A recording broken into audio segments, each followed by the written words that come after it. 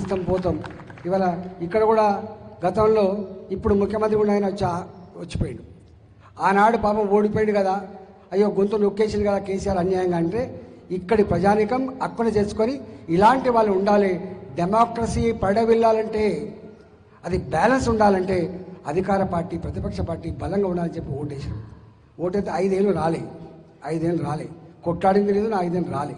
కానీ ఆయన అంటాడు ఈటల రాజులకి ఏం సంబంధమా మలకాయగా అంటాడు. ఏం చెప్పాలి నేను చెప్పు. ఈటల రాజు అంటే ఒక గ్రామం ఉంటుందా, ఒక జిల్లా ఉంటుందా? ఈటల రాజు అంటే ఈ తెలంగాణ మట్టి బిడ్డ. ఆదిలాబాద్కి పోయిన మట్టి అక్కడ మావాడు అనుకుంటాడు, నీ అలంపూర్కి పోయినా అనుకుంటాడు, కొత్తగూడెం పైన అనుకుంటాడు, ఇక్కడ అనుకుంటాడు. అయినా నేను ఇక్కడ 32 సంవత్సరాలుగా 22 సంవత్సరాలుగా ఈటల రాజు గురించి తెలంగాణ సమాజంలో చిన్నపిల్లల నుంచి ముసలి వాళ్ళకి తెలుస్తుంది. కాబట్టి ఇక వాళ్ళకు అధికారం రాగానే ఎవరి మీద పడితే వాళ్ళ మీదనే మాట్లాడే కల్చర్ ఉన్నోడు తాత్కాలికంగా సంతోషపెడుతుండొచ్చు, కానీ దీర్ఘకాలికంగా ఎప్పుడు చేయడు. ఒకసారేమో మోడీ గారు మా పెద్దన్న అంటారు, మళ్ళీ మోడీ ఎందుకు గిడిందని వాళ్ళే అంటారు. మోడీ గారి మీద మాట్లాడిన గొప్ప మాటలు విన్నాం, మోడీ గారి మాట్లాడిన చెడ్డ మాటలు విన్నాం. వాళ్ళకి ఏం గది పట్టిందో నేను చెప్పాల్సిన లేదు, మళ్ళా తిరిగి ఎక్కడికి వస్తారో కూడా చెప్పాల్సిన లేదు. ఒకటి మాత్రం సత్యం, ఎన్నటికైనా ఈ దేశంలో కేంద్ర ప్రభుత్వ అండ లేకుండా ఏది సాధ్యం కాదు.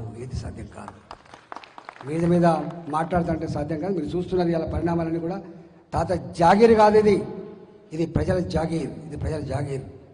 కేర్ఫుల్ ఉండాలి, చక్కెర ఉన్నది. అధికారం ఉందని ఏది పడితే చేస్తే చట్టం ముందు ఎవడైనా సమానమైన పరిస్థితి వస్తుంది మోడీ గారి నాయకత్వంలో.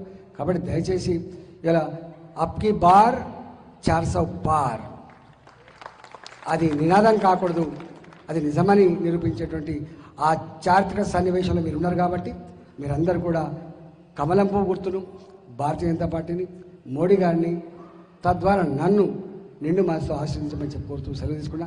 సండే కాబట్టి చాలుకులా పోయేది ఉన్నది, ఉపన్యాసం ఎంతని ఇవ్వచ్చు కానీ అర్థం చేసుకుంటే చెప్పి భావిస్తూ నమస్కారం. జై తెలంగాణ, భారత్ మాతాకి జై, జై శ్రీరామ్, నరేంద్ర మోడీ గారి నాయకత్వం వర్ధిల్లాలి.